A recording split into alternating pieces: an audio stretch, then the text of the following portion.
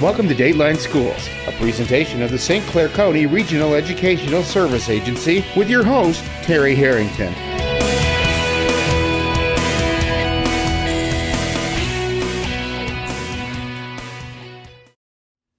All this week on Dateline Schools, we're learning about what it takes to become a host family for Youth for Understanding or a foreign exchange student as well. And to tell us all about it, my guest is the local representative for Youth for Understanding, Colleen Boyd, as well as Port Huron High School student Raven Wright, who spent some time in Japan this summer. And Raven, yesterday you gave us just a glimpse of what it took for you to become an exchange student for the summer. What are some of the requirements students need to make to be successful as a foreign exchange student?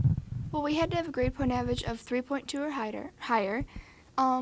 We had to write a bunch of essays and explain why you wanted to go there. And then we had an interview of to get to know your personality a little bit better. Mm-hmm. Were the essays pretty tough?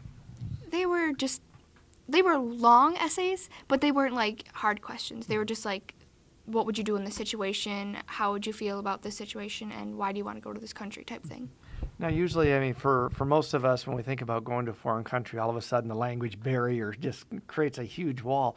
How did you deal with that? Because you mentioned earlier on Monday that you like Japanese, but you're not strong in Japanese.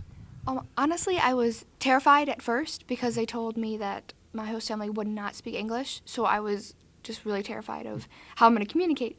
But it's a lot easier than anyone would ever expect. They knew a little bit of English, and even if they didn't know, they were very kind people, and just the body language was enough to get me by. A lot of drawing of pictures and that kind of stuff, too?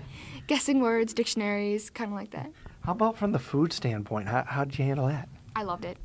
Just loved Japanese food so much better. It was amazing. There was only a couple things I didn't like. And let me guess, you're good with chopsticks now, right? Fluent in chopsticks. Very good. Colleen, for a host family here, what are the specific requirements they need to meet? Okay, well, like I said before, you're going to fill out your host family application. You'll have to fill out a background check. You provide references. An area rep like myself will come out and visit your home, check your home to make sure it's suitable, ask you 45 to 50 questions to see whether you're suitable personality-wise for an exchange student. And once that is approved, you can choose your host family. But a student does not come over just because a family has chosen them. The school district has to also approve that student. Oh, okay. Also, too, what about the language barrier for the host family? Here, of the United States, students coming into the United States have to take a test and have to have a certain proficiency level. Some countries are less fluent than other countries, and other students are more fluent. My exchange daughter last year, for the first 6 weeks of school, I thought she was a California girl. Really? She had perfect English, blonde, tall hair, blonde, blue-eyed, and spoke impeccable English. She had to tell her teachers that she was an exchange student. We'll be back with more tomorrow. For Dateline Schools, I'm Terry Harrington.